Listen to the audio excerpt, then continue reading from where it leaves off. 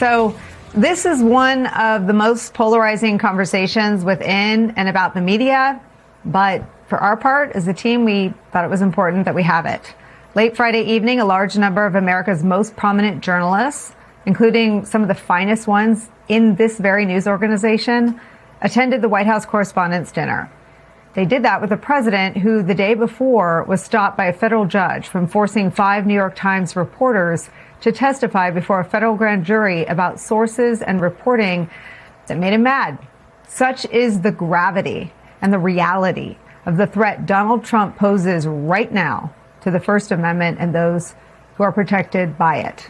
If journalists or their readers or their viewers or their listeners were hoping that this rescheduled White House Correspondents' Dinner, an event created and intended to celebrate the First Amendment, would showcase a president ready to concede, finally, the vital importance within a democracy of a free press, or a White House press corps, finally willing to draw the line at crude and cruel insults delivered by Donald Trump to their peers in the press, some of them sitting among them, they would be tragically and sadly mistaken. Donald Trump bombed in that his jokes fell completely flat, but he succeeded in forcing the press inside the ballroom to listen to smears against their fellow journalists and jokes about his autocratic fantasy of staying in power beyond his constitutionally permitted 2 terms. It was a jarring image to witness Washington journalists laughing with the architect of Donald Trump's inhumane child separation policy and deadly mass deportation agenda. It was equally jarring to see others politely clap at the man who threatened the broadcast licenses of NBC and ABC. We do not intend with our coverage today to single out any one journalist, but to point to other threatened democracies and issue a warning about the immediate dangers of cozying up to someone who aspires very publicly to take away the right that all journalists have to cover Donald Trump and his administration. Other reporters shook Donald Trump's hand and smiled after winning awards for courage and accountability for their reporting on Trump's relationship with convicted child sex trafficker Jeffrey Epstein. Here's the presenter, Wolf Blitzer, detailing what Donald Trump put these journalists through. Despite the president's threat of a lawsuit, the Journal published a story about a provocative letter to Epstein bearing President Trump's signature. Trump quickly filed a $20 billion lawsuit against the Journal, revealing reporter Khadija Safdar's home address. Her family had to be relocated. The Journal was kicked off of Air Force One, but the reporters continued to file revelatory stories.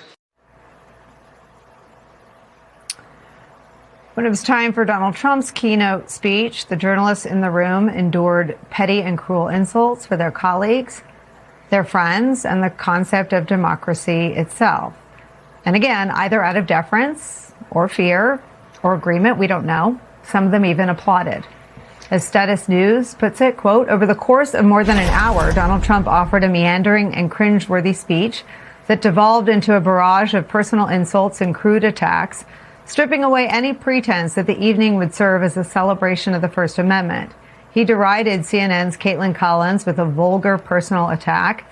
He slammed the Wall Street Journal's Josh Dawsey. He resurrected old insults for Gavin Newsom, Elizabeth Warren, and Chris Christie.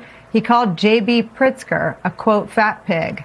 He demanded Congresswoman Omar, quote, get out of our country. He trashed Jimmy Kimmel, Jimmy Fallon, and Stephen Colbert as, quote, terrible and sick people. The room responded largely with hushed silence as Donald Trump delivered one attack after another. The result was a public humiliation for the White House Correspondents Association, all while Donald Trump told them they should be grateful for it. Watch. But you people have no idea how lucky you are. When I'm gone, you're all going to be broke. Your business model is going to be finished. No, it's true. When I'm not around, you're going to be broke. There's not going to be anybody to report on.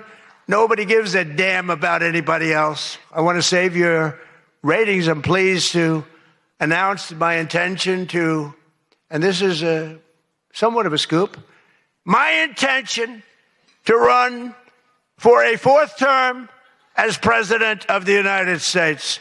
I will be doing that. I will be having an official, in fact, I think I have, I won 3 times. Now I'm going to do it again. Thank you. I'm going to do it. And then they applauded, as you heard there on the tape. The White House Correspondents Association embracing a man seeking to destroy everything they are supposed to stand for, as well as our very democracy, is where we begin today. Rather tragically, some of our favorite reporters and friends, former CNN chief White House correspondent and author of News Not Noise on Substack. My old friend Jessica Yellen is here, and I'm so happy to see you. Also joining us, voting rights attorney and founder of Democracy Docket, Marc Elias, is back. I'm equally happy to see you, my friend, and I'm always happy to see Puck News senior political columnist, national affairs analyst John Heilemann is here. Jessica, I start with you. I want to just put up what you've already posted and then ask you to expand on it. You said, quote, "I think the invitation to the president outlived its purpose. He should not be invited in the future, and the press should start standing up for one another in real time." I didn't play because I don't really want to rebroadcast them, but I do want to share with anyone who was doing other things over the weekend what Donald Trump said about Caitlin Collins, who works at CNN, where you were for many years. He said this, quote, "I want to personally congratulate CNN's Caitlin Collins on receiving her award. It was all about me. It was fake. She shouldn't get the award. It was fake.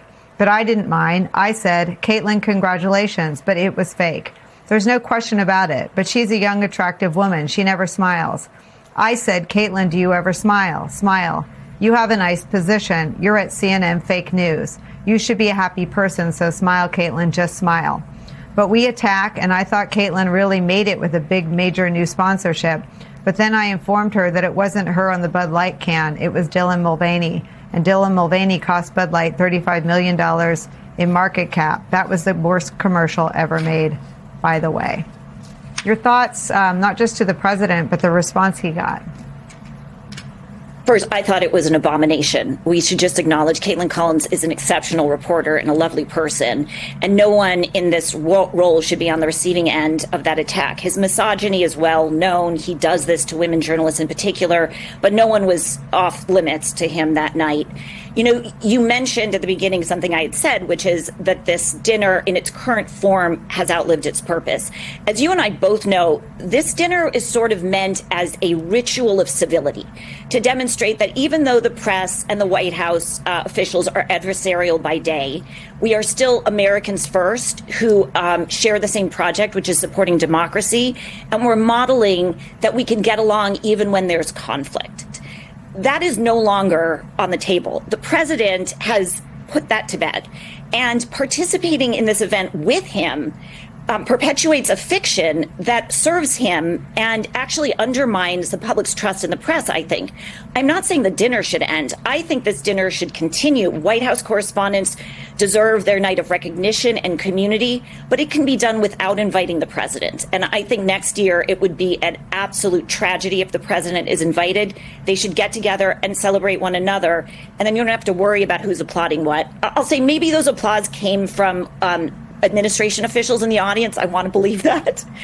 But I don't think they should have been invited next year. Marc Elias, your thoughts? Look, I think that dinner should have been canceled years ago. I mean, like, people are watching this video and acting like somehow this is new. I mean, Donald Trump has been a misogynist towards female reporters for years. He has attacked Caitlin Collins for years. He has been lying about elections for years. What we saw him do on Friday night was nothing unexpected. It's more of the same. And to me, you know, my question to the journalist in the room is, why were you there?